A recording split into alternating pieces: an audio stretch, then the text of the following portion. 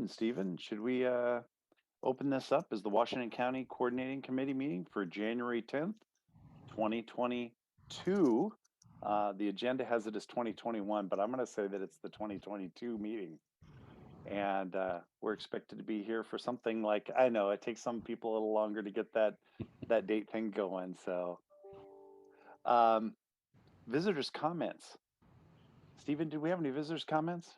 We did not have anybody that was signed up ahead of time, but I'll ask Whitney and Kylie, do we have anyone that we're aware of, or if anybody wants to raise a hand to offer a public comment?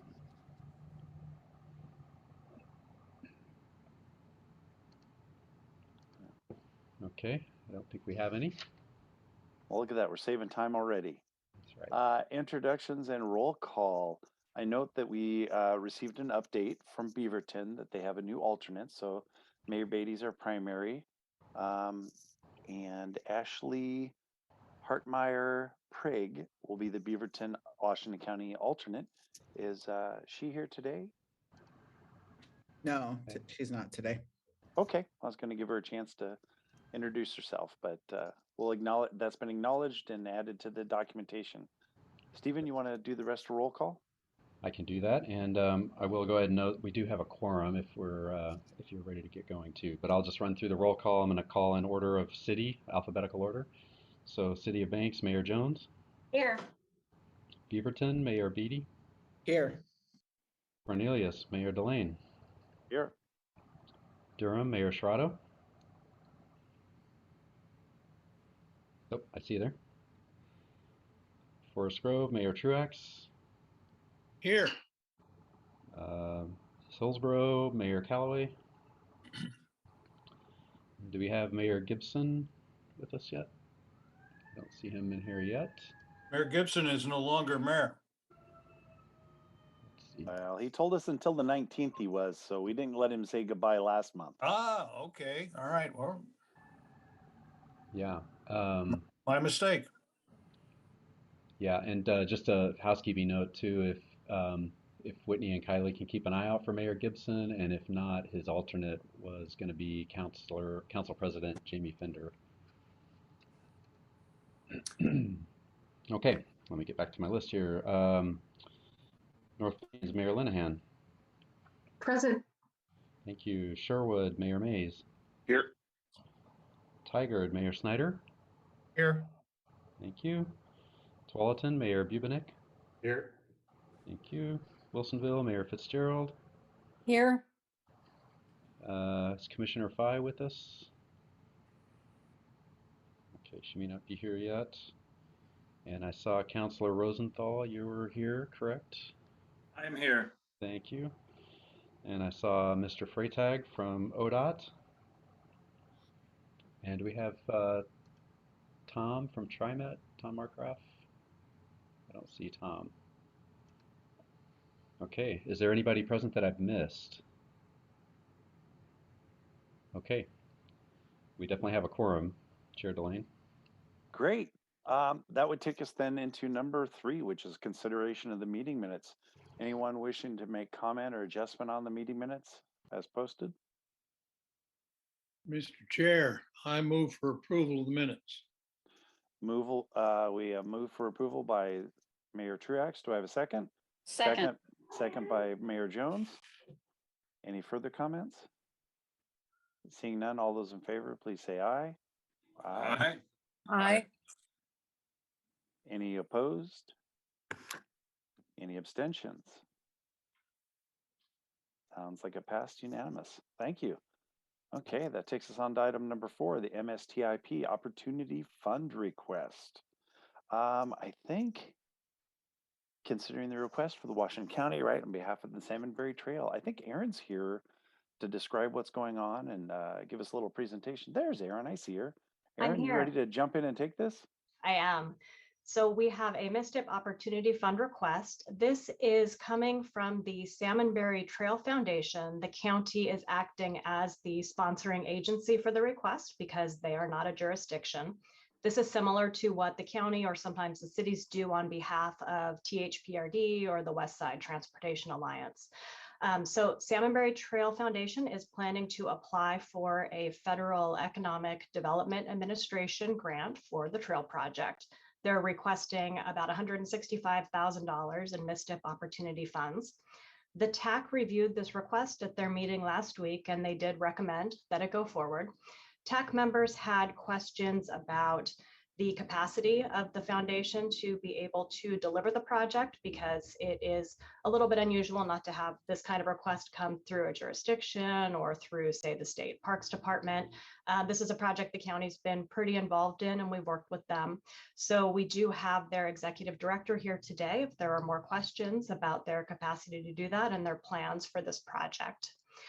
The other point to note is that we did an accounting exercise on the opportunity fund balance. As you may recall from conversations last year, we thought we were pretty well allocated.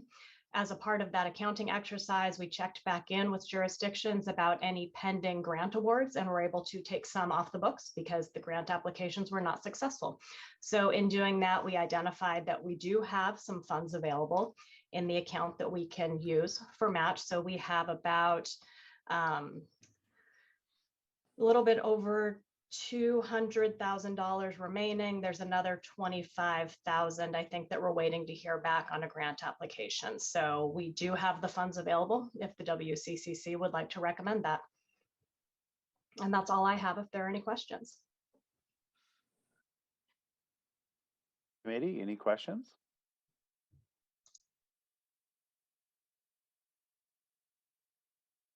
I guess I'll just ask about, it sounds like based on what Aaron was saying, that the county's level of involvement means that you don't have concerns about the ability to deliver on the project. We'll continue to work with them as they go through that process, and we don't have any concerns with it. Okay. With that, I can be supportive of this. Is that a motion? Yes, I move to approve it as presented. Great. Second, Callaway. Motion by Mayor Snyder, second by Mayor Callaway. Any further discussions? I thought I saw Frank. I don't know if he was swatting flies or trying to get my attention. Nope, just scratching my head. Okay, great. Hard to tell on Zoom, so many places to look at once. So, okay, well, I have motion a second. No further discussion. All those in favor, please say aye. Aye. Aye. Okay, opposed? Seeing no opposition, anybody abstaining? Sounds like it passes unanimous. Thank you very much. Thank you. Okay. And Chair, if I could, before we moved on, I just did want to note that Commissioner Fye has joined, but is having some issues with her video, so we're going to work on that. But wanted to make sure that you knew she was here. Yep, saw her join in. Thanks. Welcome, Commissioner Fye. I hope your technology opportunity abates itself here shortly. Thank you, Chair. All right, thank you. Okay, so steaming along, that actually takes us over directly into MSTIP 2328 evaluation metrics. Yep, and I think Aaron, and are you going to be our lead? I am. Yep, and we have our PowerPoint. Looks like it's coming up right now. Great. So we're here today to talk about the next phase of the Mstip 2328 allocation, which is when we dig into the evaluation metrics we'll use for the projects. Next slide, please. So in this presentation, we're going to talk again about the Mstip desired outcomes as directed by the Board of Commissioners, talking about our first phase of community engagement. I'm going to review the evaluation metrics that we used for Mstip 3E, the last allocation cycle, and then talk about our process for moving forward with developing the evaluation metrics for this cycle. Next slide. So as a part of developing our process for 2328, we made two changes in the process. And the first was to deliberately convene a technical work group in order to expand our areas of expertise as we consider the broad universe of potential ways that we can evaluate transportation projects. And so convening this technical work group was an opportunity for us to work more directly with our city transportation staff partners, as well as include representatives from public health, clean water services, and other kinds of specialization backgrounds. We wanted to make sure that we were in line with current best practices and also learn from some of our other partners. So the technical work group is there to help us develop this broad universe, but then what we come together with in that bigger list will go through much longer process of being evaluated before they're actually selected based on your recommendation to the Board of Commissioners. The other piece that's new for 23-28 is to have a first phase of public engagement. And this first phase of public engagement is to learn more from our community about what's important to them. What we learn from the community will then directly influence the recommendation to the board about the evaluation metrics to use this time. Next slide. So again, for this first phase of community engagement, we want to find out what's important to the community. And we'll be asking that question through a number of different venues. We are going to be launching an online open house later this week. I think we're on track to have that launched on Friday. We are also convening at least 2 listening sessions later this month. One will be conducted entirely in Spanish, and then one will be in English. We're also looking at convening focus groups and then doing a number of stakeholder interviews. So when we have this list of potential evaluation metrics collected from the technical work group, we'll be able to connect those to the desired program outcomes and then inform the selection process by what we hear from our broader community. Next slide. So as a reminder, the desired outcomes that we talked about at this group and then were approved by the board were equity, safety, economic vitality, livability, and natural environment. Next slide. So another new thing we did for this cycle of Mstip was going out into the community and identifying champions who can talk about the specific ways that past Mstip projects have had a positive impact on our community. So as I go through these next slides with kind of these high-level questions, we'll be asking the community, you're going to be seeing some of our champions who we've been working with to get quotes and be a part of this process. So for equity and inclusion, our high-level question is, how can the Mstip process or projects be more equitable and inclusive? And we have Fire Chief Derek Weiss here from TVF&R. Next slide. For safety, we'll be asking the community, what do you think can make our roads safer and help reduce crashes? And we have Juan Ugarte, who works for the Virginia Garcia Wellness Center in Cornelius. Next slide. For healthy economy, we're asking the community, how do you think our roads can best meet our economic needs? And we found a PGE employee who uses 124th Avenue to commute to her job at the new PGE facility at Tualatin, Sherwood, and 124th. Next slide. For natural environment, we're asking the community, what natural elements and road features do you think will be best for the environment? And we have Wayne, who uses the Augusta Lane pedestrian bridge, which was recently completed. Next slide. So as we talk about these big picture outcomes that we'd like to achieve through our Mstip program, using evaluation metrics to evaluate the submitted projects is not new. It's something we've done in previous Mstip cycles as well. And so what this slide shares are the evaluation metrics that we used for the 3E cycle. What's different about this time is that we're having these big conversations up front about what the metrics should be and how we're doing the measurements, but it's not new to use evaluation metrics. So for 3E, we used a number of different metrics to evaluate the projects, vehicular and freight traffic, traffic congestion, safety, pedestrian and bicycle facilities, whether or not it served transit, the land use around the proposed project, if it was an access to employment project, how it met connectivity goals, equity in the broader community related to the project, whether or not it provided emergency response and disaster resiliency, if the project leveraged other funds, and how high of a community priority it was. So I'm not necessarily seeing that we'll have dramatic changes in these broader categories for this time around, but I think we'll be selecting which of these are the highest priority to use, and then how we measure them and how they relate to those outcomes will be a much more transparent process. Next slide. So in terms of how we're developing that big universe, I've already talked about this a bit. We had the first technical work group meeting on December 16th, and it was really just a brainstorming session about what is out there. How can we evaluate projects? What are others doing? What are some of these best practices that we're seeing locally as well as nationally and internationally for doing project evaluation? And so some of the ideas that came out of that brainstorming session were to more explicitly consider climate change and how we take climate impacts into account as we do this evaluation, to think about how to facilitate our active transportation projects in particular. How can we think about road projects serving as a catalyst for achieving some of our bigger community goals for particular areas as we see them developing into the future?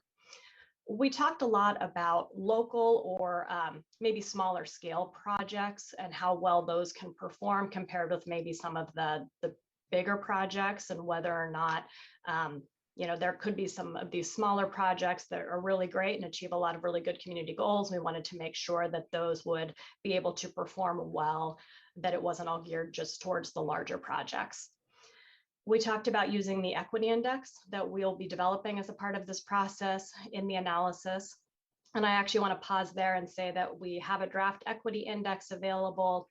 We shared the online tool through screen share at the TAC meeting last week. County staff are still going through a review of it and the methodology, but it is available to share with all of our partner agencies, and we're hoping it's something that's useful and that people can use on their projects as well. So we're thinking about how we'll use that equity index in the evaluation. And then we wanted to think about leverage and partnerships. So something else that's really important, particularly thinking about federal money and state money and how we can maybe use Mstip to leverage some of these other opportunities. So next slide. I actually want to skip this one and go one more so we can talk about next steps, then we'll come back to the question. So next steps, what do we have coming up? This is a really busy month because of this engagement that's happening, and we're collecting this universe of evaluation metrics. So we will be meeting again with the technical work group later this week to check in after that first brainstorming, make sure that we accurately collected all of their ideas and that we're now synthesizing them into a clean list that all of us can look at. We'll be back for a round with the TAC and with WCCC in February to review those potential evaluation metrics, and we can start reviewing the results from our early engagement efforts. And then we'll be back in March with a final draft recommendation of evaluation metrics, and we'll be asking this group to make a recommendation to the board in advance of releasing the project submittal packets in April. So if we could go back to the previous slide.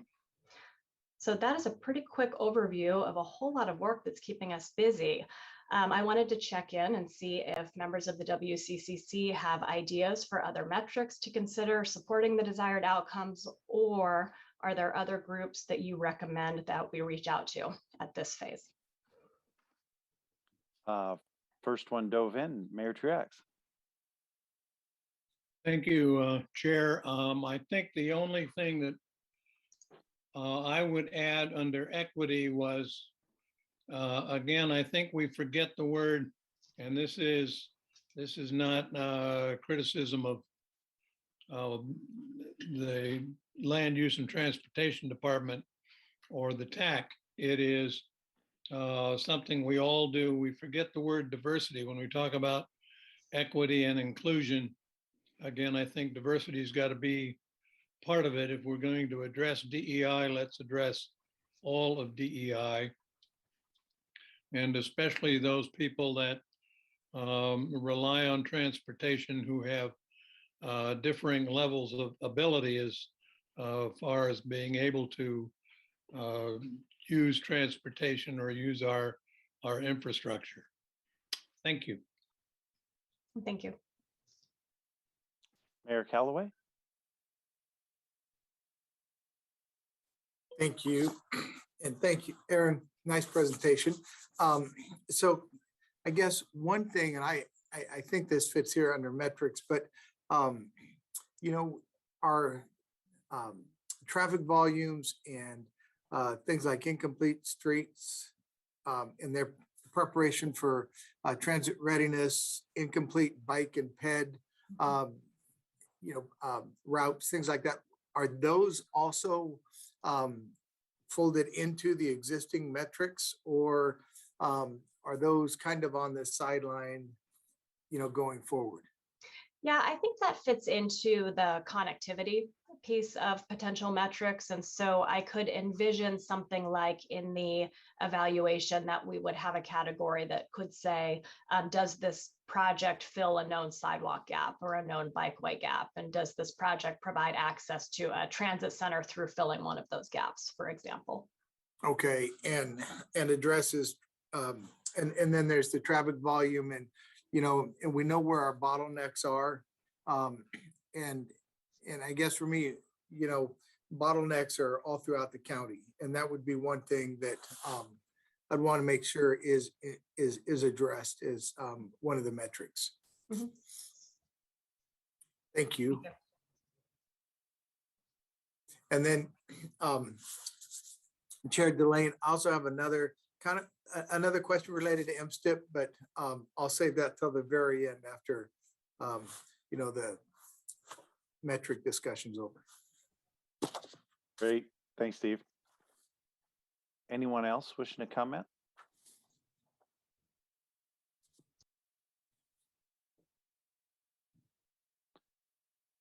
I suppose I would chime in, Aaron, on that. Thanks for the presentation and that concern, right? I think we brought it up in multiple venues. We've heard it here many times, is that impact of the cars parking, right? They're just, we use 217 as a mobile parking lot a lot, right? I've had the opportunity to participate in that, and lately it's those effects, right? Can you help me understand how we're gonna, does that just fall under the congestion, or does that fall under congestion and climate? Do they get scored both ways? Do we have any clear understanding how that would move forward? I think it would fall under a congestion metric. And so we could develop, something using performance standards, for example, if that's something that rises as an evaluation metrics that we want to use. Yeah, because I had the chance to share in our pre-meeting where we're organizing, getting stuff going with Chris and Steve about my opportunity to throw 23 minutes of my life away the other day on 217. Having a experience of driving the back way, 47, Newburgh, all that to get down to Woodburn, I had the opportunity to go the other way, which is 26 to 217, and realized that we spent 23 minutes sitting around and there was no accidents. Nothing had happened, nothing on the side of the road, but it took me 23 minutes longer to get to Woodburn going that way than it did through the back way. So it was an interesting one. Mayor Mays? Thanks, Chair. In the evaluation process, are we reaching out to also the business groups in one capacity or another, the WEA, local chambers of commerce? We do have them on our list of stakeholders. We've already done one presentation to the Westside Economic Alliance. We have it on our list to reach out to the chambers again and offer a presentation if they'd like it. We'll certainly be sending the link to the online open house to all of those groups, and hopefully they'll be distributing it through their newsletters and their channels as well. Great, thanks. And I think Mayor Beatty has her hand up as well. Oh, I'm sorry, it was the same color as the background. I couldn't see it. Thank you, Mayor Beatty. I'm trying to figure out how to change the color because Callaway just texted me the same thing about blending. I just wanted to make one quick comment about potential things to consider in the technical work group, like how road projects serve as a catalyst for future investment projects. One of the things that I find challenging is that there's a lot of infrastructure that needs investment that might not be some kind of Cadillac project of the future. A lot of our communities have that, a lot of our neighborhoods, a lot of the things that we're doing. And so while I think it's an important thing to monitor, but if our threshold, I find that often with a lot of metro projects, with everything else, is they want to, I get the idea of wanting to invest in Cadillac type projects, but that doesn't leave a lot of room for projects in our own communities that we think should rise to the level of this type of funding. So I just want to caution us that not moving that direction all the time, because that leaves a lot of our neighborhoods behind. Yeah, thank you for that. I think it's important to note that not all projects are going to score high in every evaluation category, right? There could be a project that, and this goes back to kind of that conversation about a smaller project compared to a bigger project. There could be projects that score very high in just a couple of categories, but it's determined that those projects are such a high priority for a variety of community reasons that they'll still float to the top of being funded. So I think you're right. Not all projects will be those kind of catalyst projects, but that doesn't mean that they're not important and that they won't emerge as a priority in the end.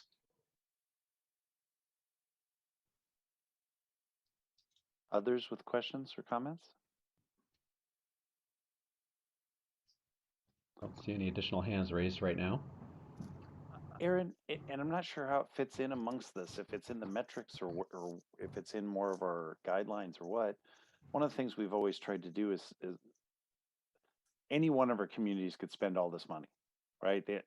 It could be sucked up instantaneous by any project. How do we look at the diversity of the county, right? Sprinkling money in different projects throughout the county so we help everywhere. So how does that fit into all this? Right. So it's been a practice of the board that Mstip projects are allocated between the 4 commissioner districts, right? And so that's been the practice in terms of the total allocation as we've gone through these previous cycles. That's something that the board has indicated they would like to continue doing. But of course, the districts are fairly large and they cross many jurisdictions. And so there will probably be jurisdictions that don't receive a Mstip project this time around. They may have received one last time, they may receive one next time. But in the end, it will be up to the WCCC to make that recommendation of what feels like fair and appropriate at this time allocation, and then up to the board to make that final decision about how to do that. You're absolutely right that we have so much need that any jurisdiction could easily spend all this money and probably still have a lot of need out there. Thanks, Aaron. Mayor Schneider? Yeah, I just, this may not need to be said, but I feel like I want to make sure that I make the comment anyway. And that's just to ask the county staff. And again, I don't think you wouldn't not do this, but I really want to make sure that the staff from our jurisdictions are being heard and their input is being taken and used in relation to the metrics conversations here, especially as we're trying to move forward with a transportation system that maybe looks somewhat different than what's been done in the last 30 plus years with this program. So I don't think you wouldn't not do that. I just want to make sure that that statement is made and that the county staff know that the elected leaders here expect that.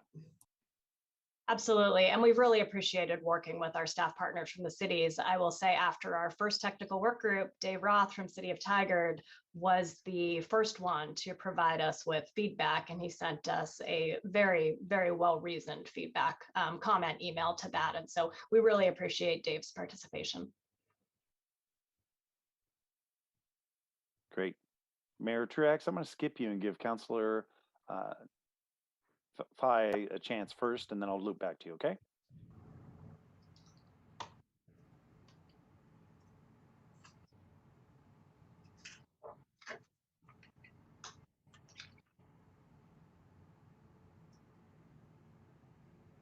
And we're not hearing you, Councilor Phi. Commissioner Phi, yeah, is your audio working?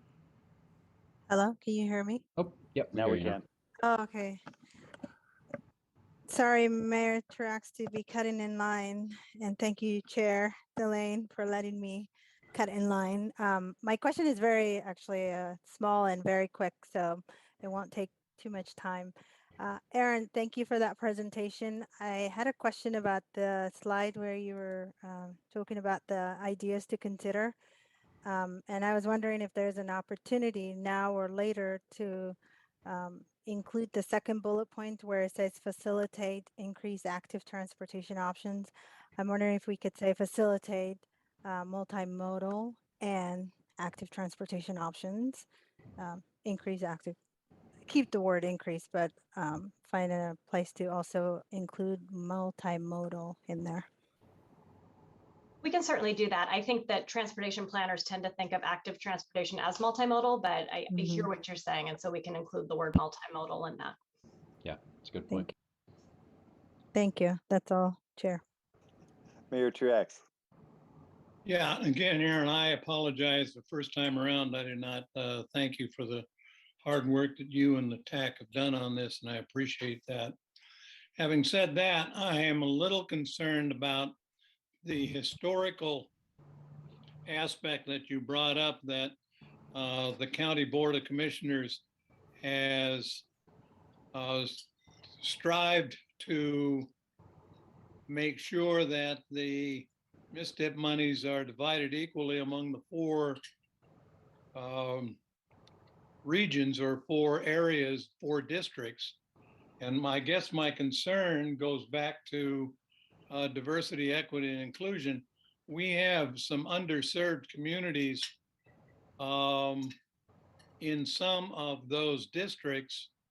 And it would seem to me that diversity, equity, and inclusion would almost mandate that we do something, this is going to sound crass and vulgar, to sweeten the pot for those underserved communities, that because of what we've done in the past, our practice of dividing the money equally across the 4 districts, they might not be getting, we might be perpetuating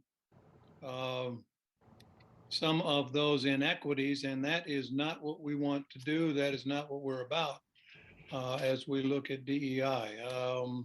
So maybe the board, maybe WCCC, maybe a ad hoc study group also takes a look at how do we make sure that those historically underserved communities can get back up to speed, get that assistance they so desperately need. Yeah, we appreciate that comment, Mayor Truax. I think that's one of the issues that we'll be grappling with as we move forward, thinking about what, how we factor equity into the decision-making process. And I think would welcome input from the WCCC, of course, and we'll be coming back and I think talking, in more detail about project selection as we move through this process. But that's definitely an important comment for us to hear too. So thank you. And I can add that for the next meeting, we can share our equity index tool and see what that's looking like for the entire county. Great. Mayor Mays, I saw your hand go up and then go down. Did you have anything else? Just, I appreciate Pete's comment. I think that it's a good comment, but the preliminary maps and data that I've seen, I think will show that we have done a good job as a county with those resources, and I hope that further analysis continues to bear that out. Yeah, I would add, I think we don't have the map in the presentation today, but as you look at areas of equity concern, they're pretty distributed throughout the county. And so in a sense, I think, the sort of equal distribution by commissioner district is not exactly the same thing, but I think that what we're finding is that we do have areas of concern throughout the county. And so by distributing the funding around, it does help to, I think, achieve a good balance in different communities. But there may be some more specifics about particular project selections that may be a little bit more focused around equity topics maybe than in the past too.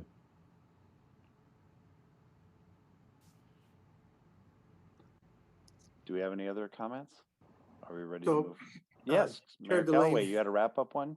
Well, yes. So, I know we talked in a previous meeting about bonding, for Mstip, and is that still being, evaluated or considered? And, I guess when will that be discussed with cities? Yeah, that's we're still working through trying to assess our cost to complete the committed projects that we already have, including our bonding projects, and that will factor into our future discussions sort of about the amount of funding available for the 23-28 program and opportunities for any additional bonding in the future. So I don't have a specific timeline, but we're definitely working on that. And cities are going to be considered in a part of that, or will we be excluded? Well, we need to talk to our board, of course, and understand what our financial, condition and outlook are, and then of course we'll definitely be sharing information back with WCCC along the way too. Yeah.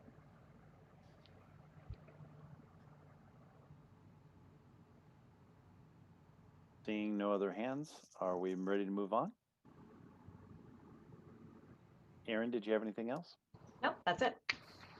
Okay, that wraps up the 23-28. Takes us on to the countywide transit study. Okay, and that's actually, oh man, I don't want to mess up this name so bad. Yeah, we'll have Diami Valentine. It's going to be our Thank presenter. you, Stephen. Of course. Go ahead, Diami. All right, thanks. Let's see, do you have a presentation up? Let's see. There we go. Thanks. Kylie's got it, yeah. Okay. So just for the record, Diami Valentine, Senior Transportation Planner with Washington County. And the purpose of this presentation is to really just share an overview of this, the countywide transit study that will be kicking off here shortly. And we've been working with a number of your staff to develop a scope for. So just wanted to share this upcoming work with you and as an FYI. So you want to go to the next slide, please. So this work really emerged out of and has been contemplated for a while, but really emerged as a priority out of the Transportation Futures Study, which identified a real opportunity for transit to meet a lot of our demand for future trips. And this effort is really intended to build off of a lot of the successful work that our transit providers have already done, as well as local comprehensive plans. Is intended to respond to our local, regional, and emerging statewide climate goals, and should set us up well for those future conversations. And then is intended to respond to a demand that we've seen from our community and desire for additional transit service. Next slide, please. This is currently as scoped, funded in partnership with the county, the cities of Beaverton, Hillsborough, Tigard, and Tualatin. We anticipate having number of cities included and transit partners included in this effort, and we'll be comprising a steering committee to oversee this effort. Next slide, please.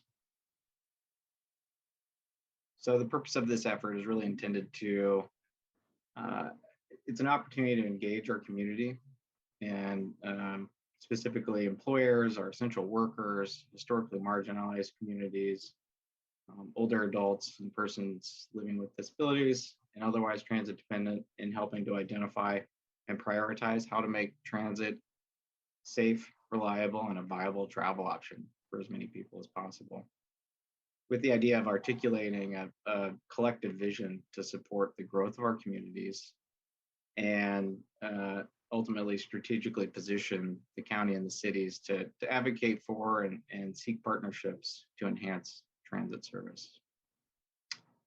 Next slide, please. So this will inform near-term funding opportunities, including the Statewide Transportation Improvement Fund, which is a subset of funding that came out of the HB 2017 legislation that is directly allocated to the county, as well as TriMet and other transit providers. This will also help inform kind of our conversations with our transit partners. TriMet and Metro have funding to do some work around enhanced transit corridors. This will also inform TriMet's and other transit providers, master plans and service enhancement plans.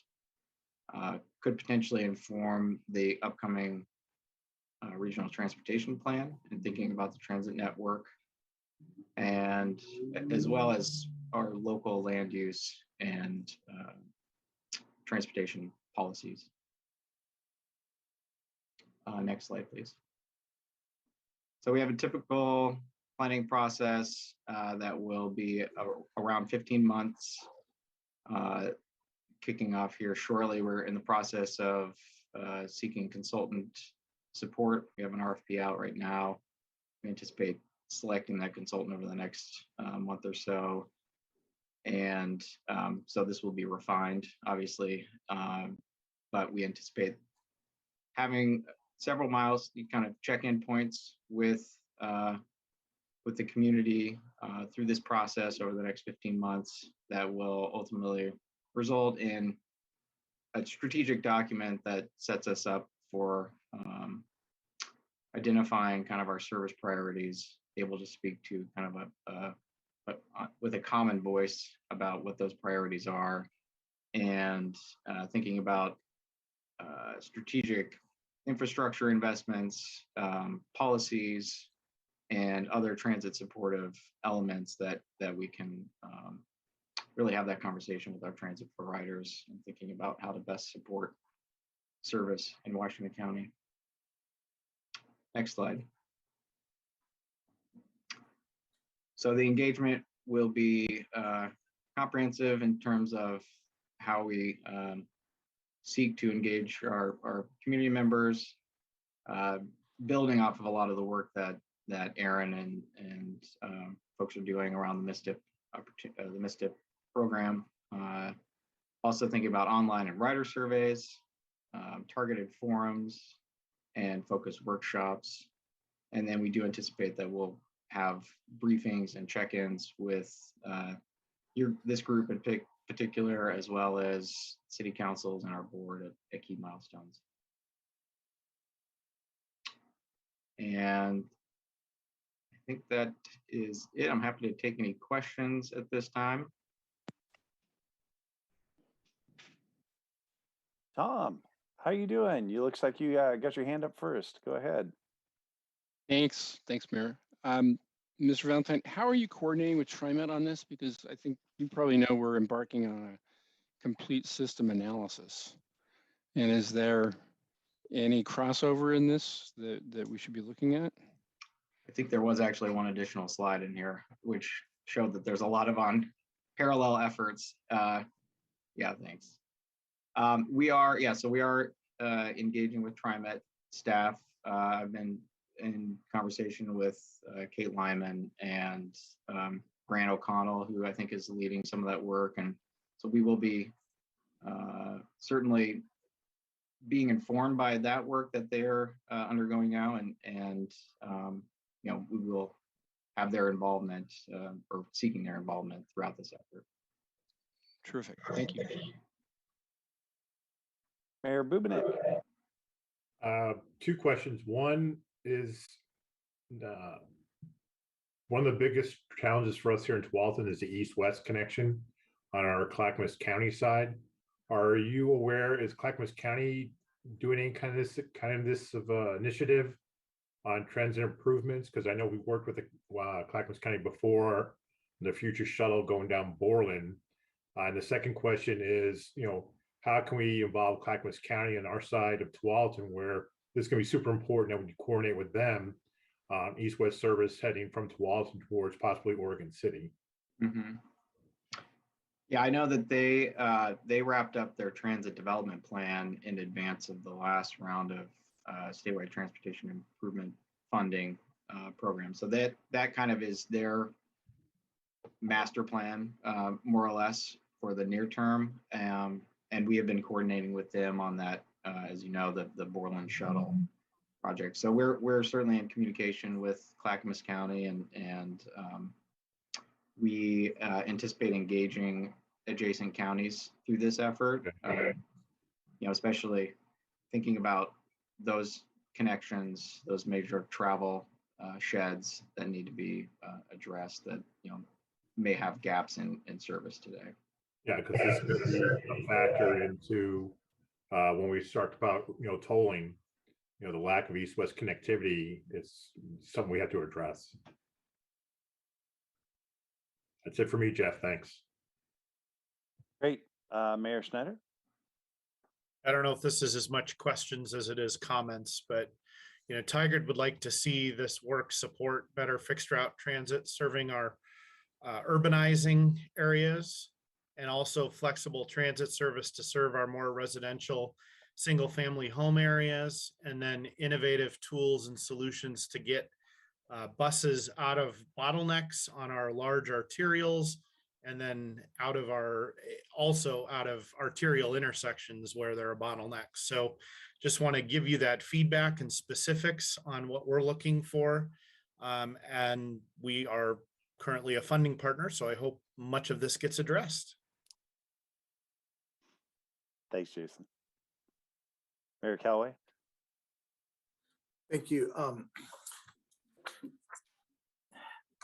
So, Frank mentioned east and west, and I think of north and south, as we have 20,000 people within Hillsborough that need to commute north. And I recognize that's just, within my jurisdiction.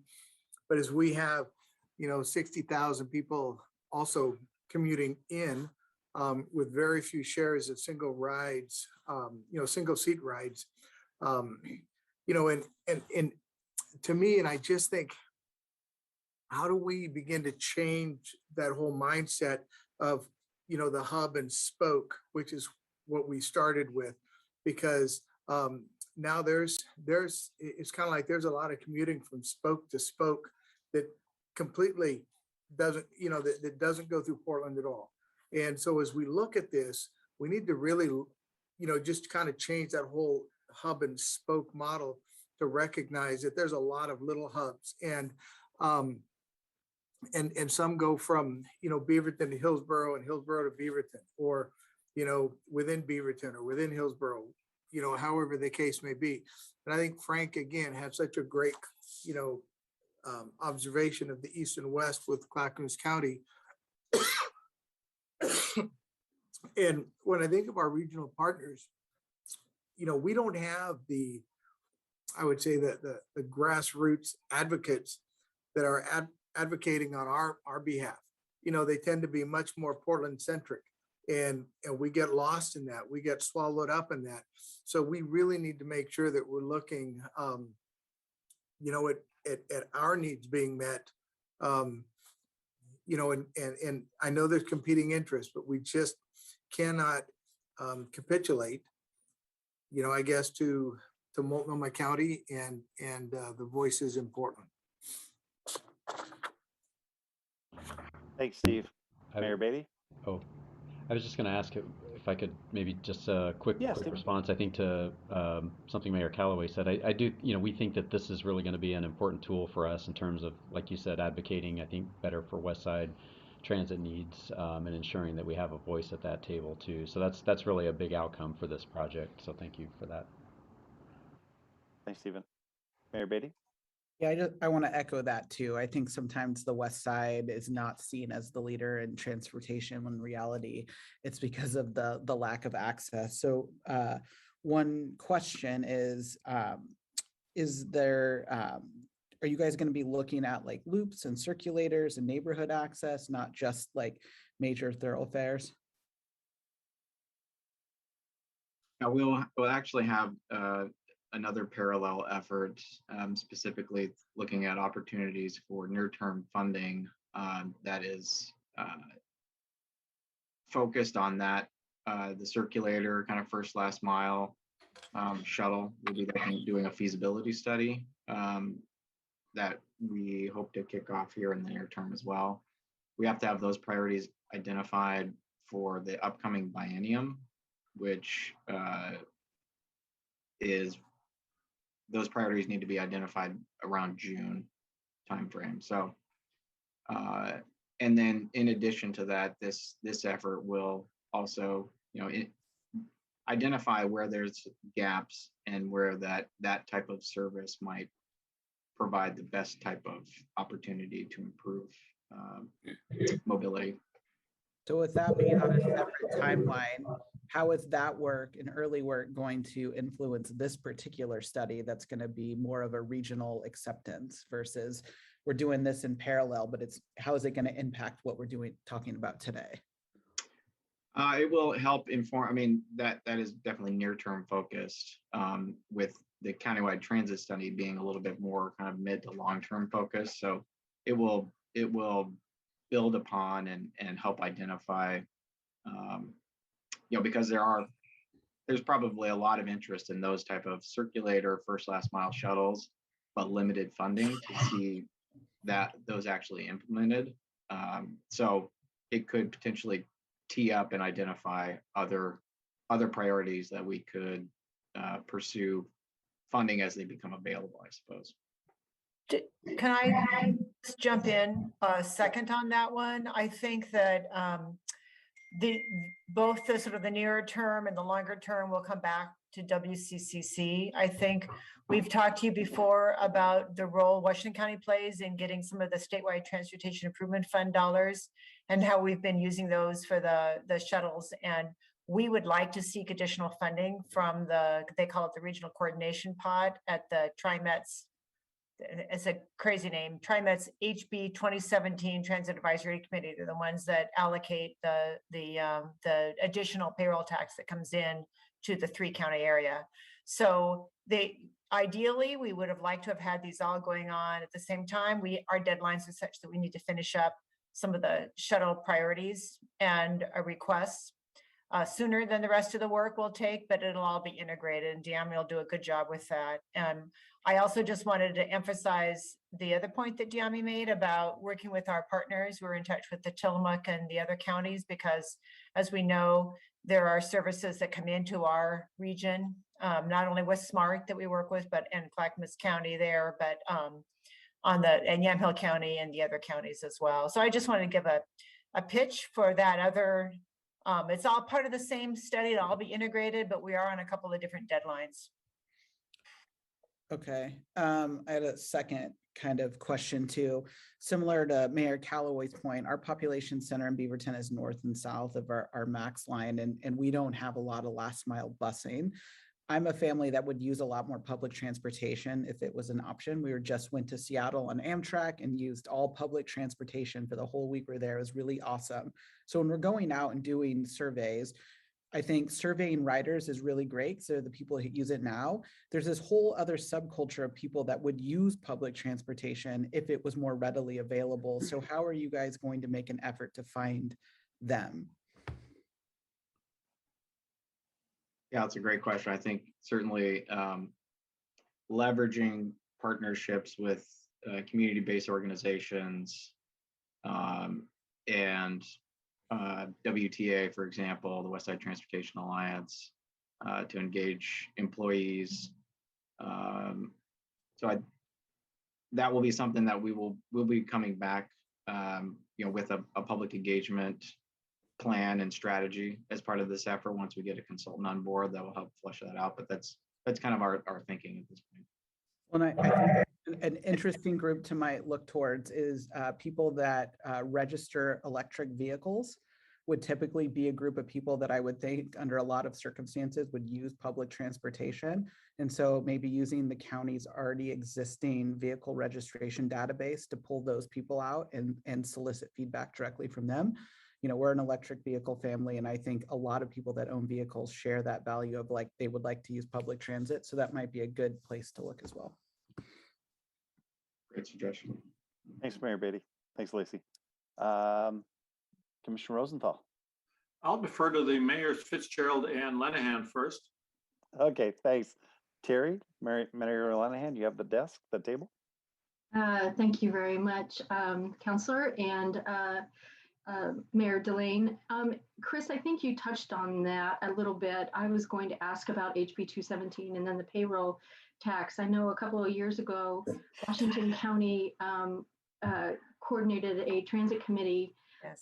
which I was a part of, and I think Banks and Gaston as well, and then community members in the rural areas. And we were able to provide feedback. And I just wanted to double check to make sure that, is there a plan in place to solicit feedback from the rural communities regarding the rural transit system out here and how it's going or how it can be improved for future use? Yes, thank you for bringing that up. We are getting ready to reach out to you and the other members of the committee to bring you back together again. We hope in February, but we need your input again. And one of the questions is we may want to have a bit of a subcommittee that could look a little bit more at some of these shuttle questions or first last mile. But yeah, we are getting ready, getting organized for the sort of the deadlines. TriMet has moved up their deadline a little bit on us, so you'll be hearing from us. Thank you, Chris. I appreciate that. Yeah. Thanks, Terry. Anything else? Okay, Mayor Fitzgerald. Thank you. I'm just going to add one point similar to some of the things that have been brought up about communicating with potential transit users. And in the survey and in the study, will they be looking at how to develop a system-wide trip planner, basically, so that as we think about people who haven't ridden transit yet, maybe because these shuttles are not yet in place or they don't know about them, they could find out how to get from point A to point B easily. And I know that costs money, so I just hope we'll be looking at ways to coordinate all of these. And I know it was already mentioned, SMART is coordinating with TriMet and others, and also small providers on the more east side, but people do want to go back and forth, and we're eager to coordinate even more. Thanks. Thanks, Julie. Commissioner Rosenthal. Thank you, Mayor Dowland. First of all, just a quick note, the TV Hope grant is coming through Metro, and as the mayors of Beaverton and Hillsborough and Forest Grove know, setting up the technical committee, it should be getting started pretty soon. Primarily, it's going to focus on BRT or BRT-like services along TV highway. But my question actually has to do with, since on the original task force, there was not mention of Sherwood. How would Sherwood, because Sherwood is both a commuter area, it's pretty integral to the employment centers between Wilsonville, Tualatin, and Sherwood, and also serves as a residential source. How is Sherwood going to be tied into this whole process? It's also where Highway 99 goes.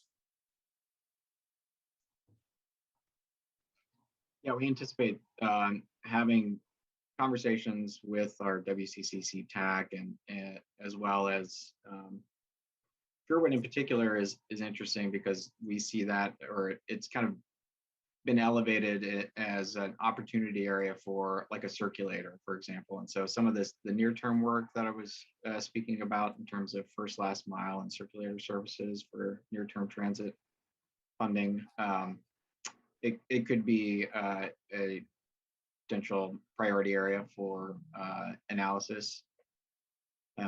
But yeah, we anticipate having Sherwood's involvement throughout this effort and through the TAC as well as this group. Great. Stephen, you had something before I loop back to Mayor Lemonhan? Yeah. Oh, and I just wanted to note to Mayor Fitzgerald's question about a coordinated trip planning tool. There is something on the website called getthereoregon.org that's sponsored by Odot, and it is a kind of multimodal trip planning tool, and pretty robust from what I've been able to tell. Unfortunately, where I live, when I try to plug in a transit trip from my home to my work, it just says there are no options. But I think if you live in an area that does have more dense transit service, I think it could be a really useful tool, and it seems to integrate the information between driving and TriMet and some of the other services that exist out there. So it's a great tool. I don't know how well known it is. I'll just piggyback on that. One of the elements that, or one of the key feedback that we've received over the last couple of years is that marketing is sorely lacking in raising awareness for especially those who would be interested but may not be aware of the opportunities available in transit service in general. So that's a good comment. I'll slip in here at the end. What's our expected volume? What are we targeting? How many people are we trying to convert from single passenger to transit? 1%, 2%, 5%? That's a good question. We will be thinking long term, and I know through the future study, the modeling at least suggested that there's an opportunity to shifting or growing transit ridership threefold. From a percentage standpoint, that's still, maybe 10 to 12%, and that might be optimistic. Okay. But I think we would be exploring that through this effort.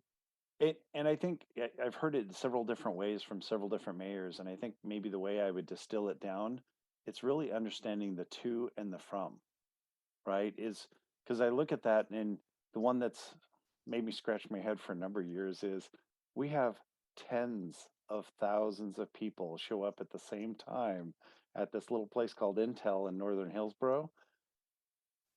They have one bus route and a little bit of shuttle that helps them, but I can't believe that it's not drawing from Sherwood, Cornelius, South Hillsborough, some kind of, like you're talking about in the bus services that literally go. If you all meet up at this parking lot, we're all going to be at Intel at 6 o'clock when you have to be there, or 7 o'clock. And I can't believe that wouldn't be some kind of opportunity, because the problem right now is, and I use my own experience as a good example. It's a 17-minute drive to Intel for me, or a 59-minute commute, right? So, and by the way, that commute includes 17 minutes of walking. So my actual drive time and my walk time would be equal to get from my house in Cornelius to Intel, and because of the transfers and the connectors. So there's no market yum for me because of the time commitment, right? I got to throw away an hour, 2 hours a day in commuting. So if we had something that went direct, that actually went from one place to the other, maybe that's where I think looking at the to's and froms, I think there might be some opportunity there. And then thank you for answering the volume. Mayor Callaway, I'm going to give you the last word. Thank you, Chair. Diami, I was thinking too, that sometimes we look at density, with numbers and the size of the campus or the footprint, of the employer. And I think of Lamb Research, which has, their campus, but thousands of workers. Nike has a good sized campus, thousands of workers. Hillsborough, as Jeff mentioned, with, Intel and the thousands of workers there, but yet the footprint of the campus is large. So it may look like it's not even a highly dense employer, or employment sub area. And yet there are still thousands of people. And so I just hope that is, depending on, the metrics that's used, that if density is used, we also look at the pure numbers of employees, because if it's only density, you're really, not you, but the results, the conclusions could really miss the mark. Thanks. And thank you, Chair. Diami, did you have any comeback closing on that before we move on to the I-205? That sounds good. Thank you for the feedback today. We really appreciate it. Thank you, and venture forth on this great adventure. Trying to figure out how we get some more people on transit. Okay, that takes us into the 205 project, the Regional Transportation Plan Amendment. This is a discussion topic for us. 15 minutes. We've been talking about this. I think we will continue to talk about it, right? Odot is seeking an amendment to the Regional Transportation Plan that includes the 205 project, toll project, in the environmental analysis and preliminary engineering, the NEPA. So for a few months ago, Odot staff presented the proposal to us, and we've had some discussion. Since then, the proposed amendment has had lots of feedback at Jpac. You name the venue, it's had opportunity for feedback. So it's pretty much a lightning rod for comments. So I'd like to introduce Chris Steffelbach, who will provide us a recap on the recent comments. Chris? Yeah, thank you, Chair Delane. This is it's a little open-ended here, so it's really a time for discussion. There's been discussion at MPAC, there's been discussion at JPAC, there's been discussion at the Region 1 Act. Many of you, if not most of you, have participated in one of those at least. So this is an opportunity to have that discussion here. And really what we hope to get out of this from you is to better understand what comments or questions we may be able to bring forward to the Oregon Department of Transportation. What comments or are there future agenda items that we should bring to WCCC to help answer the questions here? And also to of course, inform all the representatives who sit on your behalf at JPAC and at MPAC and the Region 1 Act. So that's what we hope to get out of this. We don't expect to have answers. And as the chair said at the beginning, the department transportation has made this request for the regional transportation plan amendment to for the I-205 toll project. And it's we've had previous direction from the legislature that has defined the goals of tolling to be both the dual objectives of managing congestion and raising revenue. We've also seen commitments through House Bill 3055 for commitments to addressing diversion. And reminder that Oregon Transportation Commission is the toll authority, but Metro Council and JPAC are still responsible for making amendments to the regional transportation plan, as well as approving funding through the Metropolitan Transportation Improvement Program. So we have kind of multiple voices at the table. And I think, as the kind of the first step, well, we had a little preview of this with the regional congestion pricing study last year. And while the study was very interesting, it created quite a bit of discussion at the end about what we really learned from it and what policies, what do we learn from it, the policies that should be in the regional transportation plan to guide tolling. So there's going to be a lot more discussion about that. And as the chair said, this first one through the door, the I-205 toll project, has kind of been a lightning rod with a lot of comments. And I'm not going to read them all about all the testimony, because I think you all can imagine what they've been, and you can see it in the memo that we sent out on Friday, and that's in the packet now. It's all over the map, some of them relating to the limited related now to the I-205 toll project amendment, but many of them much broader. I would just point out that the Clackamas County made a request to delay action on the regional transportation plan amendment, and the chairs of both JPAC and MPAC have agreed to that and delay action until February or I think March for MPAC. And, so there's a lot that you can talk about. I did think personally, I thought the discussion at the Region 1 Act was good. A couple nights, I guess it was just last week, and I know several of you were there just to have a chance to ask questions and talk about this. I think, there's several questions that need to be, that are going to be coming up. Is there support for the I-205 toll project amendment? I would say that it meets all the requirements, administrative requirements, for being included in the regional transportation plan.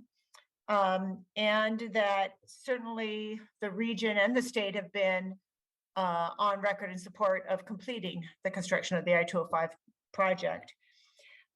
There are a lot of comments about, what should we say as we move forward with the I-205 project? How should that roll out? And there's been a lot of comments and concerns about the toll program as a whole. It's all new to us, and there's a lot of questions out there. Of course, we hear a lot about priorities of how toll revenue should be used.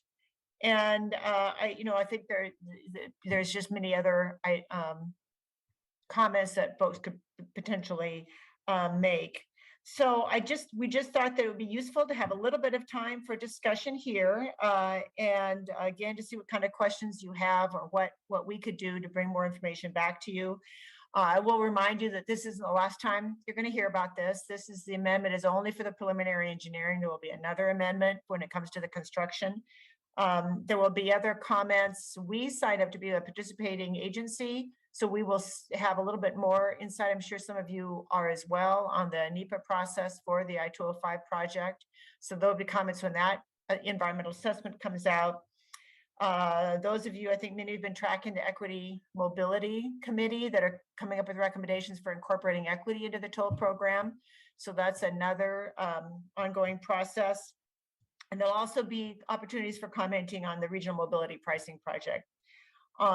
The Jpac letter that Jpac approved to the Oregon Transportation Commission last month, I think it was, one of the 4 points was to specifically ask the OTC to try to better coordinate these two, the regional mobility pricing project with the I-205 toll project. So that request has already been submitted for, just try to make it less confusing and more coordinated.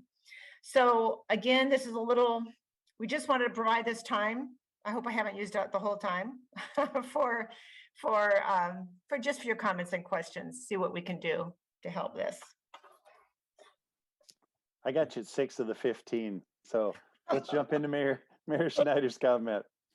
Very quickly, I know I've commented before about both the popularity of tolling and also about just the need in around communications and dealing with diversion. But I want to bring up another point that I think is a big picture policy thing or concept that needs to be pushed further. And that is really emphasizing the point that tolling revenue generated in a particular corridor, from my perspective, should be able to be used for transit and other alternatives within that corridor. And right now, I'm afraid that flexibility doesn't really exist, or is very questionable. And I just think that needs to be addressed. I think it's a big hole in the whole concept and needs to be taken care of.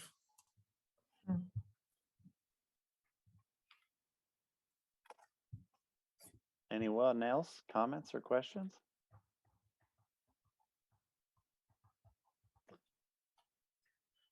Commissioner Rosenthal. You're muted, sir. I lost the full screen view there for a second. I want to get back to that. I had 3 questions that I think I would like to see answered at some point, hopefully sooner rather than later. The first one should be that since we are adding an additional lanes in the I-205 project, how much is that projected to reduce current congestion? And in fact, will there be a need for congestion pricing after those lanes are added? We know that it's going to cause problems during construction, of course. Since another question related to that, since it's almost impossible to toll that particular segment without adding to diversion, is there or will there be a benefit, a sort of cost benefit? In other words, how much tolling will cause how much diversion onto local streets? There's a limited number of routes through that area.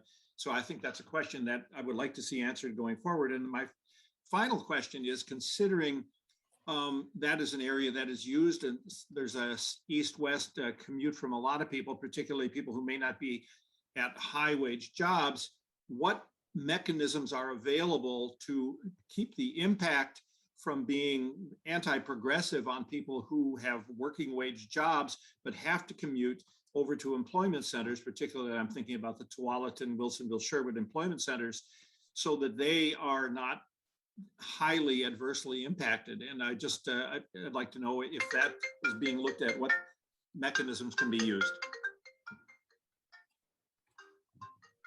So those are my 3 questions for the moment. Those are good questions. Yeah. Mayor Bubenek. I just have one, and that being that serious consideration be given by ODOT/OTC on using federal dollars to fix the Abernathy Bridge at this time and defer decision on tolling, to give it more time to be discussed, reviewed, because as you mentioned before, this is not the most popular subject. People don't understand it. Those folks who are directly impacted on it, mainly the Clackamas County side, starting in Tualatin, we're not happy with what ODOT has produced.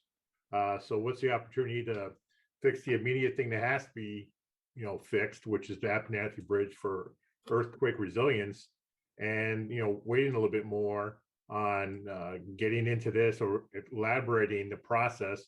As Mayor Truax mentioned last meeting, the communications by ODOT have been lacking on this project from the get-go, and most communities are super frustrated with the process. So can we fix the thing that needs to be fixed right now, given with some federal dollars, and then keep working on a somehow that we can get to some kind of agreement on tolling, because right now there really isn't, and especially on the Clackamas County side, will be directly impacted, pretty quickly, since the region-wide tolling process is still on the study, but it's not going to be implemented. It's just going to be the 205 corridor immediately done in the next few years, and Lake Oswego, Tualatin, and West Lynn are going to feel the impact of it tremendously. Thanks, Frank. Tom Markgraf?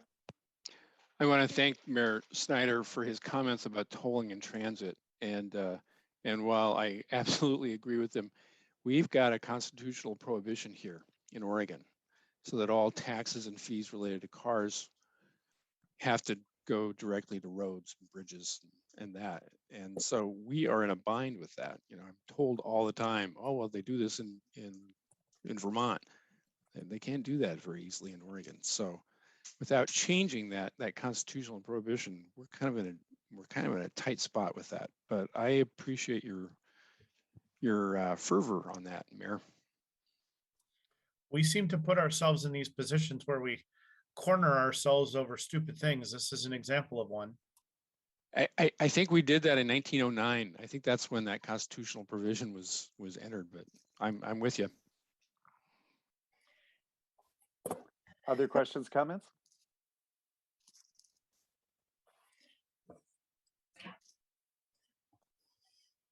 Yeah, I think there we go. Commissioner Rosenthal, I'm gonna give Pete Truax a chance since he hasn't had a bite of the apple. Pete? It's just usual whining, and what's to prevent us?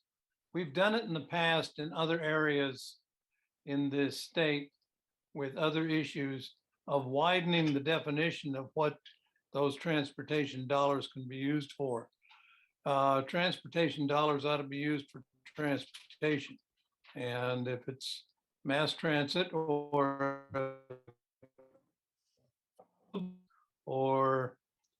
it's coming up with better access lanes, so on and so forth, more back-end angle for parking lots on the freeways, those kinds of things, as Mayor Deline talks about on 217.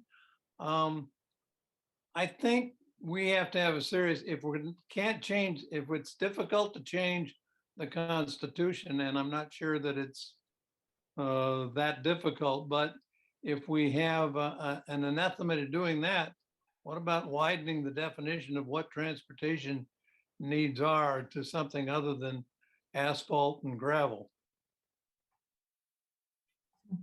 Pete, there's other options too. I think we just need to think more creatively. Dollars are interchangeable or fungible, and there are ways to address what Mr. Markgraf was responding to my comment about by simply allocating things differently. So that there needs to be a lot more creativity and problem solving here, and less like, we've got a barrier we absolutely can't overcome. Though I appreciate the Constitution and we will follow it, etc. But there are ways to be creative and solve this problem. It's called budgeting, right? Okay, Commissioner Rosenthal. Thank you again. And I want to first say I concur with the comments of Mayors Bubenik and Snyder.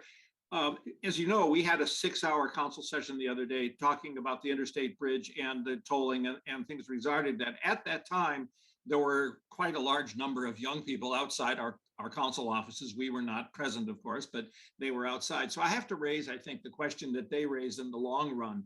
And the question is, it needs to be asked from this direction.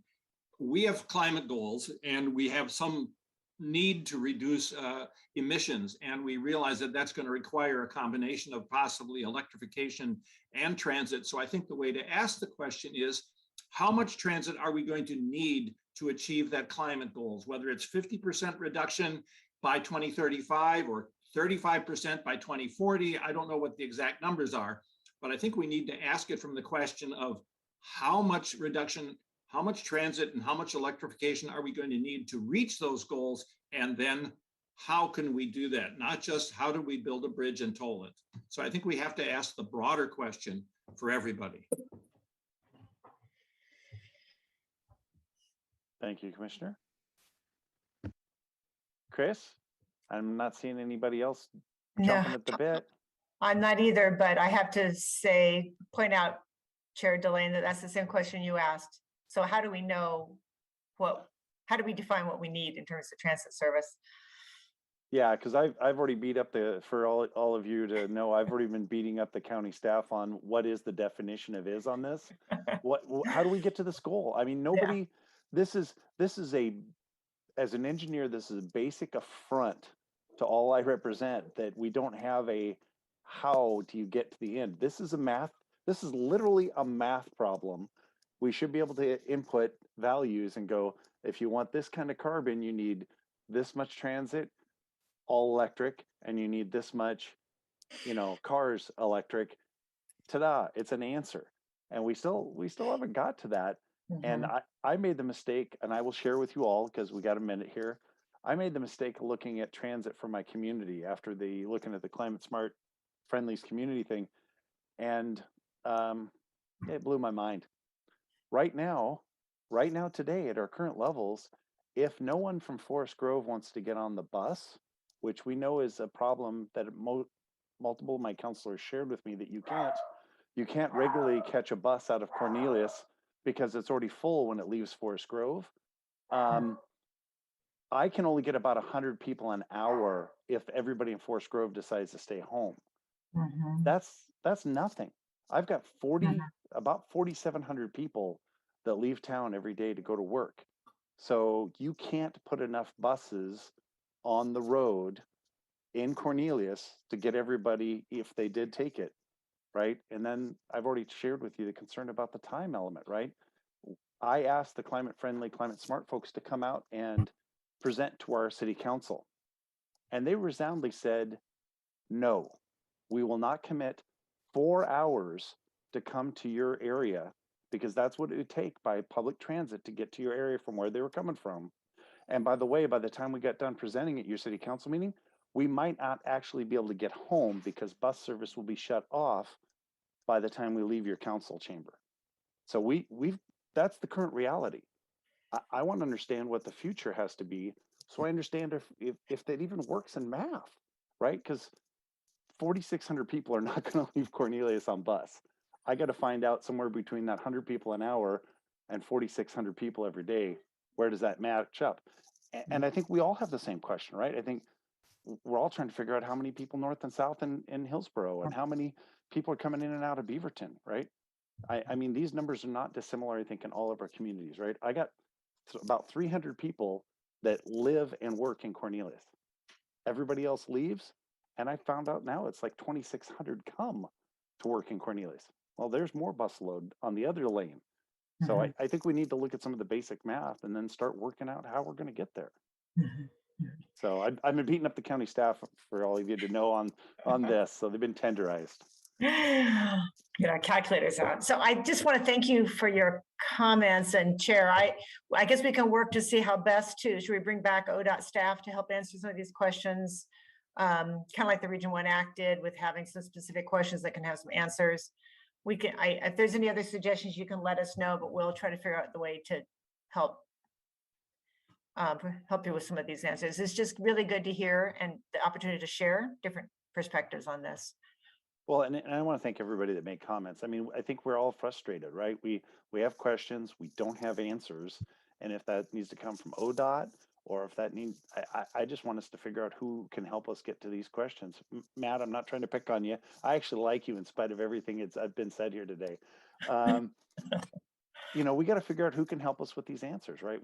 This is some basic modeling. This isn't like rocket science or rocket surgery. It's basic goes outs because goes ins because what do we got to do? Thanks, guys. No other comments? We'll talk about future regional policy approaches. Chris, you want to take us into this fun one? I will just introduce this topic and turn it over to Don Odermont and Julia Hyduk. And I think as you can see, we anticipate several big policy issues coming forward this year with the updated regional transportation plan and tolling and everything else. And we want to make sure that we have adequate time on this agenda to address those topics. And as city representatives for TPAC, Don and Julia, his alternate, have particularly asked for more time on our TAC agenda to make sure that we hear from each of the cities at that level so we can all do a better job of bringing forward TAC input for your discussion and try to be better prepared in advance for these policy issues. We do think we should be able to have kind of an agenda worked out once we know more of the schedule of the regional transportation plan, but sometimes things come at us quickly. And so at the TAC, we agreed last week to extend our time, at least for this year, by another 30 minutes, as you have done, partly because of all the time we're going to be needing for Mstip and partly because of all these other policy questions. So I'm going to turn to Don, who has been talking about this at the TAC. He's in a particular position, being the city, representing the cities of Washington County on TPAC. And also, you know, I think this is critical to WCCC, as the C does stand for coordination. And this is really an opportunity for us to work together. So I'm going to turn it over to Don. Thank you. I appreciate all the comments from the last topic. Again, many of you, I think a number of you were not yet in your present position when I was elected by the mayors to represent all of you at the Transportation Policy Alternatives Committee, TPAC, which is the recognized technical advisory committee to Jpac, Joint Policy Advisory Committee on Transportation. Julia was elected as my alternate more recently. And so again, our job really is to serve all of you and deliver really the consensus of policy positions at the TPAC table. And then one of the other things that we've been doing is doing a meeting between this policy group meeting and Jpac. And that meeting has been with Mayor Callaway and Mayor Delane to really provide them the insight of what had transpired at the TPAC meeting. And so I'm going to give you just a quick framework of the normal schedule, and you'll see in there kind of a challenge that I'm hoping we can, you know, brainstorm together. Our goal again is to do a better job of serving all of you.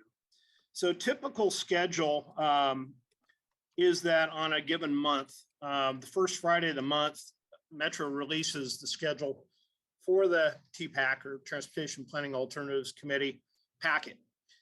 And understand that this whole structure of the County Coordinating Committee and its TAC are really by design elements that seek to provide that informed consensus building on regional policy. And keep in mind that Jpac's job, they represent the Metropolitan Planning Organization, which is a federally required role that really governs federal monies coming into this region.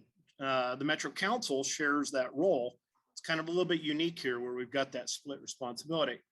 So that TPAC packet comes in on a Friday. The following Wednesday, the cities and counties, we've over the last probably 4 years now, have elected to try to meet in advance of TPAC to really huddle between cities and counties and get an opportunity to get on the same page.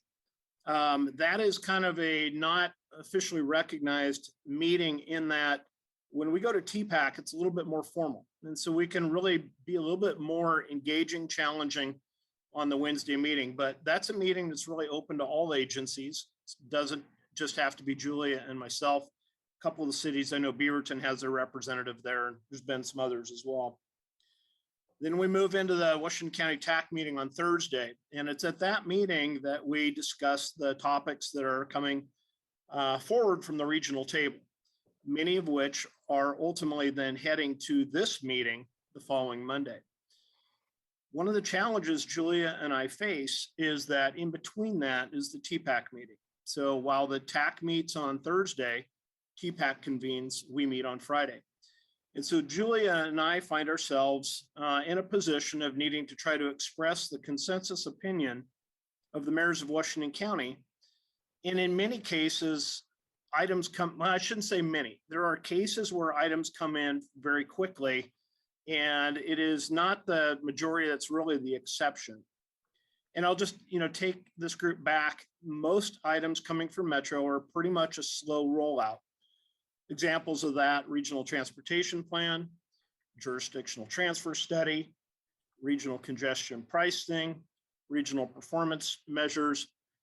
Those kinds of projects typically come before the TAC and this policy group multiple times.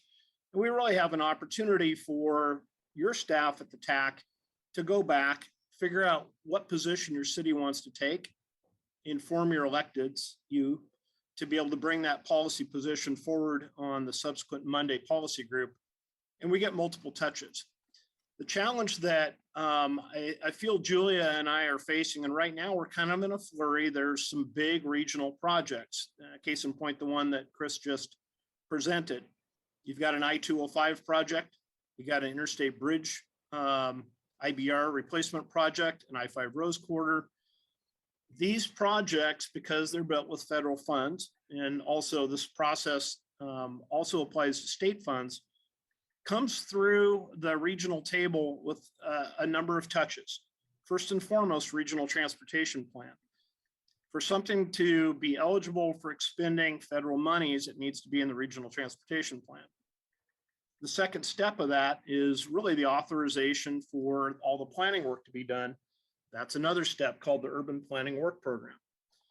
And then when it becomes real and the money starts flowing, we have amendments to the Metropolitan Transportation Improvement Program, or MTIP. And so in a case like the interstate bridge replacement or the I-205, there's multiple times when the MTIP amendments come in as little bubbles of money are coming in for planning, NEPA, advancing through design, right away, and so forth. And so what we're finding is that we're a bit challenged, honestly, on these quick moving items to be able to come to a Jpac literally 3 days before this body meets to establish that informed consensus position. And Julia and I both have been doing some brainstorming. Julia, feel free to jump in here too. But one of the thoughts that we've had, and I kind of have done this with our own council, where we have a transportation committee in Hillsborough that's made up of a couple members of our council, and then we also have a citizen rep on it. But we've basically started to try to get some, I'll call it regional policy positions, which most of us don't typically have as we do business as cities. So case in point, one of the particular elements that seems to create controversy to regional table is the number of lanes that is, really considered allowed or permitted as on our freeway system, or throughways as it's defined. A little bit of background on that: the regional transportation plan that we presently have in place effectively says that throughways, or the freeways, are capped at 3 through lanes each way. Similarly, it says arterials are capped at 2 through lanes each way. If you think about our arterials, frequently have what are referred to as auxiliary lanes. That can be a right turn lane, can be a left turn lane, a double left turn lane. Those auxiliary lanes typically handle kind of bottlenecks. It's kind of a relief to try to keep that bottleneck uncorked. At the regional table, there's a lot of discussion right now, which is the 3 through lanes, including auxiliary lanes, or is it our auxiliary lanes in addition to that? something as simple as that and getting kind of an advanced policy guidance from the mayors of Washington County would help Julia and I quite a bit, because it gives us a clear signal as a lot of these more minutia details advance forward, a regional transportation plan, an Mstip amendment. So that's one of our thoughts, is to try to work through your TAC, brainstorm a list of, call it more broad regional policy issues. There's not a ton of them. And there's likely to be others that we've missed. But I really wanted to throw the floor open to suggestions from the mayors, because we serve you, your staff. Frankly, the system we have right now, on a quick moving item, handicaps them, because most of your agencies don't have regional policies for them to fall back on. As we come into a TAC coordinating meeting, they kind of look at it and go, yeah, those are great questions. We need to take them back in-house. And our structure right now is set up where your staff at the TAC really are kind of being informed, not only of what's in the packet, but maybe some of the background that Chris and Julia and I, who live at the regional table, can bring to bear. And the intent is for them to inform all of you for this Monday meeting.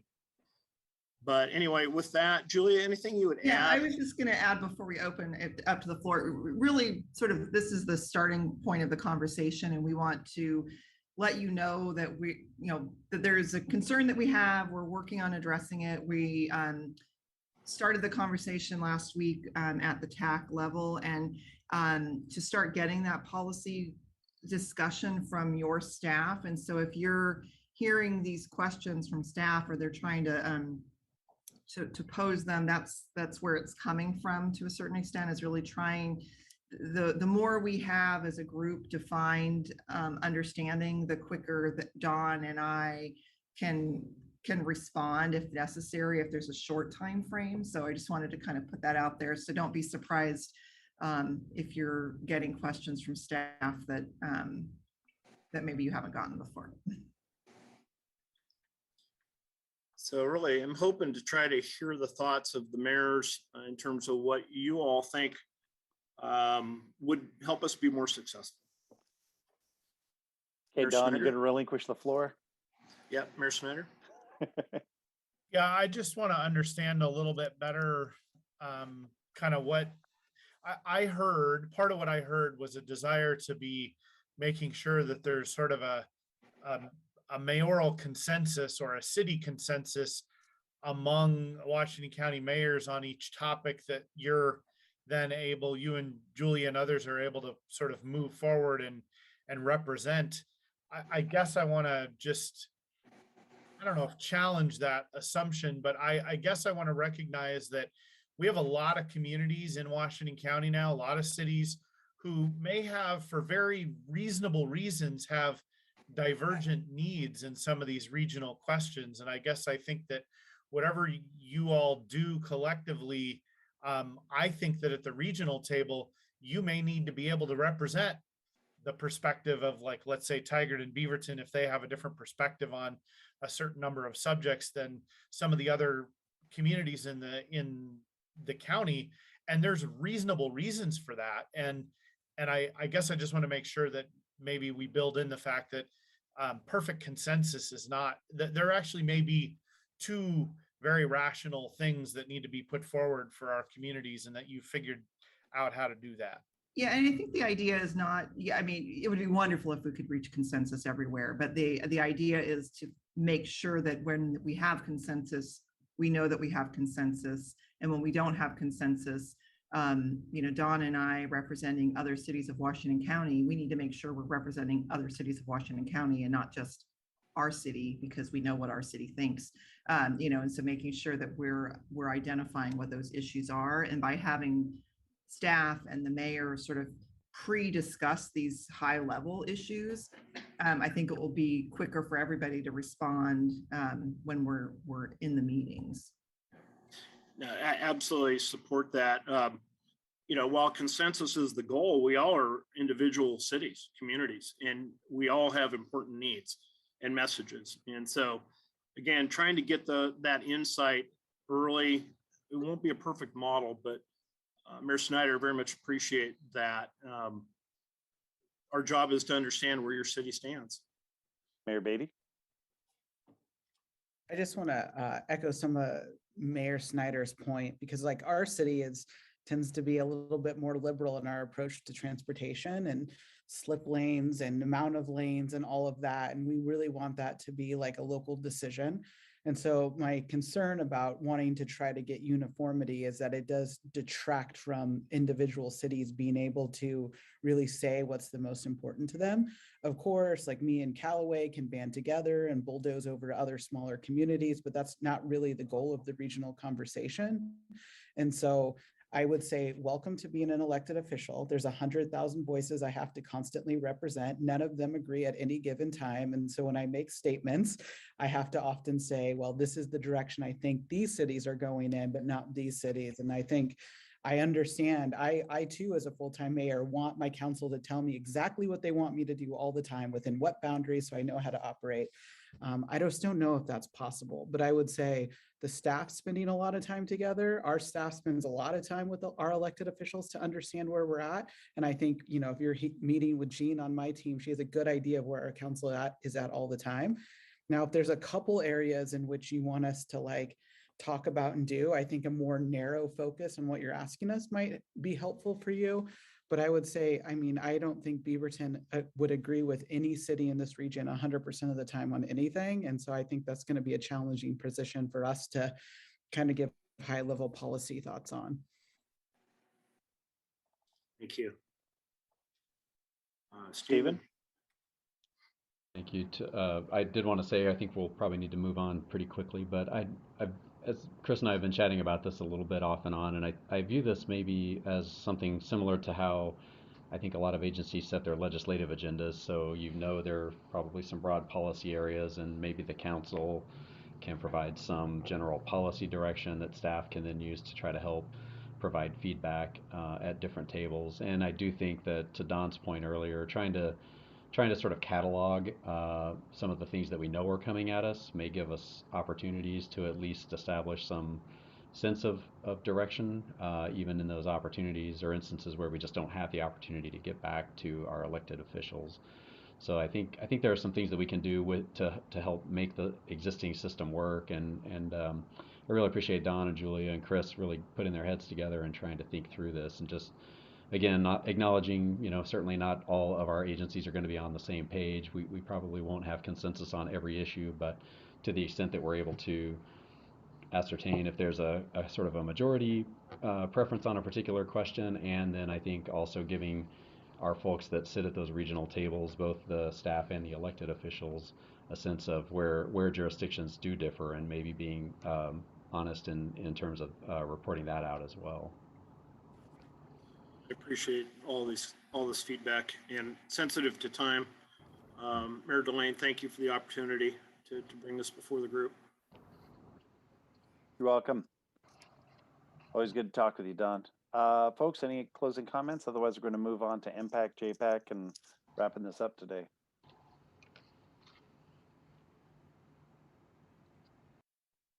Seeing none. Impact. Pete, do you have any update for Impact for us?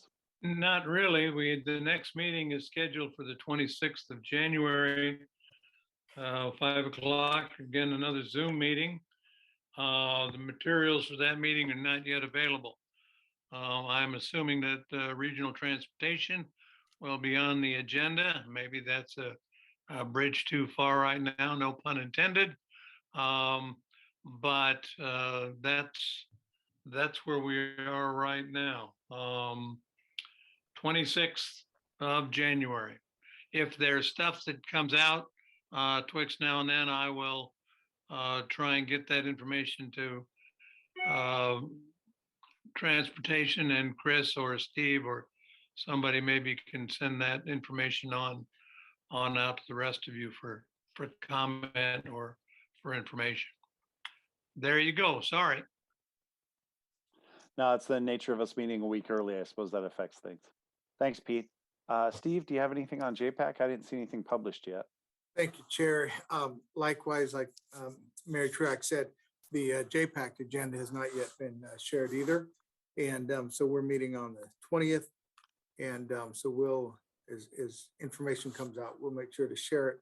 But I think the fact that we are meeting now and don't have anything yet for Jpac or Impact illustrates the importance of kind of having global understanding of where our cities are on issues, because we're not able to bring those to you today in preparation for, the meeting coming up. And so, thank you. Well, If I could add something, Jeff. yeah, Pete, go ahead. We Mr. saved a Chair. couple minutes there. We've also been charged with the responsibility of coming up with a Washington County representative to chair Impact 3 years down the road. Mayor Callaway's term of office as chair of Impact has expired. We had the obligatory banquet in his honor over at Carl's Jr.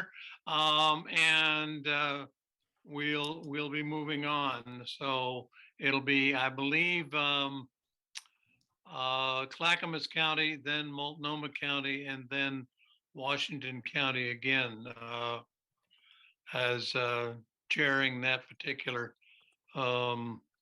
that group, and that changeover is occurring on an annual basis in January. So there you go. Great. We thought we were going to have Mayor Gibson. He told us he was going to show up this month, and now we don't have a chance. I think he was preempting us from roasting him. So I know, I think all of us will be missing Mayor Gibson, except for Mayor Shirato, who will be, taking this time to play golf with him instead. So I don't know if anybody else is taking him up on filling out his golf schedule. So I think we'll have a new rep from King City next month, though, I think is the plan. That leaves us with other business and agency updates. Is there any other business? Stephen? Chair, I was just going to give Chris an opportunity too. I think there's going to be some discussion happening at Jpac sometime in the near future about potential priorities for FTA grants as well. So I wanted to just highlight that. Yeah, I think it's going to be on the agenda for Jpac, but it could be this month, it could be the following month. But you will remember that there was a letter that went off to the Oregon Transportation Commission about priorities for funding the using all the infrastructure bill funding. And there's a plan to move forward a parallel letter to our congressional delegation to give them a heads up on what our priorities are to seek Federal Transit Administration grant funding for. And so that is not out yet. I thought it would be by now when we put our agenda has to be pulled together before even we know the Jpac agenda. So yeah, there's a spill back here.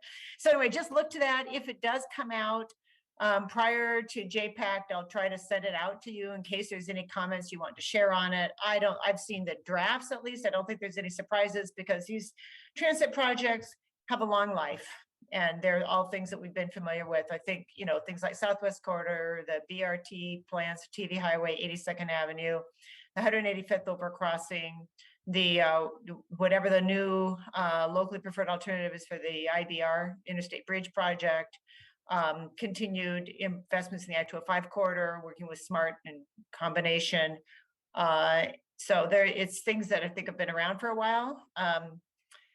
But I think it's just important to know that we're trying to get the attention of our congressional delegation, that the region is together on these and kind of heads up. So if we get it, I'll circulate it.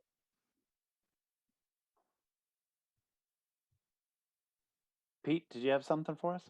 Yeah, since Mayor Gibson is not in the room,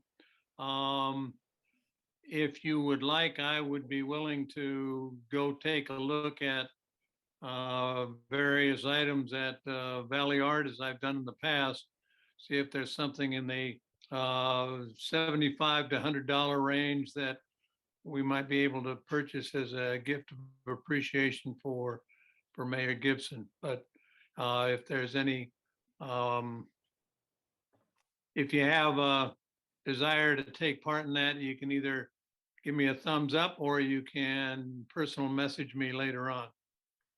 Thank you. I've received a couple of things, but while our framed signatures are very meaningful to some people, I think Mr. Gibson, Mayor Gibson would probably appreciate a piece of art that Pete picked out with our support. Or a new putter. I'm not going to go to touching a man's putter plans. That's way too personal. It's like Johnny something that- Carson lives, okay. That's right. Commissioner Rosenthal. Are we at the announcements of updates? Sure. All right, four quick items. As you all know, it's open to apply for the local share, $92 million local share parks grants. That's open. Early January, I think it was the 4th or the 5th, we opened the Innovation and Investment Grant Program. That's $100,000 for operations up to $500,000 for infrastructure projects. And I mentioned this, this is for WPEZ. I mentioned this because many of you have known there may have gotten some letters regarding Ridwell. This is a fairly hot topic out there in the county these days. I think we received 1,400 emails in the last couple of weeks. The Supportive Housing Services Intergovernmental Agreement, which is the same for all county jurisdictions, that is due to be, well, we have a resolution to approve that. I think it's very close to being signed. Metro will be the first to approve it. If we approve it, it'll go to the counties. That's coming up this week on the 13th, I believe. And then, as you probably know, Metro approved a resolution supporting the adding of $32 million to match Washington's share for the continuing engineering design for the Interstate Bridge project to go to the next phase. And that was a fairly controversial and very long meeting. But that's where that stands. That was really succinct. Thank you. Matt? Hi there. Yeah, just a real quick update on our favorite 217 project. Work has begun. You've probably seen a little bit of clearing and temporary work as we get set. First up is going to be the noise walls. So as far as public outreach goes, we had a public webinar in December, and then we have another one coming up tomorrow evening, 5:30 to 6:30 p.m. on Zoom. So I think a link has gone out. I know it's on our website at, I think it's highway217.org. Thanks, Matt. And we expect construction to be wrapped up right around 2025. With no impacts to the existing 2 lanes, right? Minimal impacts to the targeted impacts. Right. Overnight when none of us are there. Anyone else have updates? I know you might be remiss, but would anybody be in favor of adjourning this meeting? I move for adjournment. Motion to adjourn. Do I have a second? Second. Motion second. All those in favor say aye. Aye. Opposed? Abstentions? We're done with a few minutes to spare. Thanks, everyone. Thank you, everyone.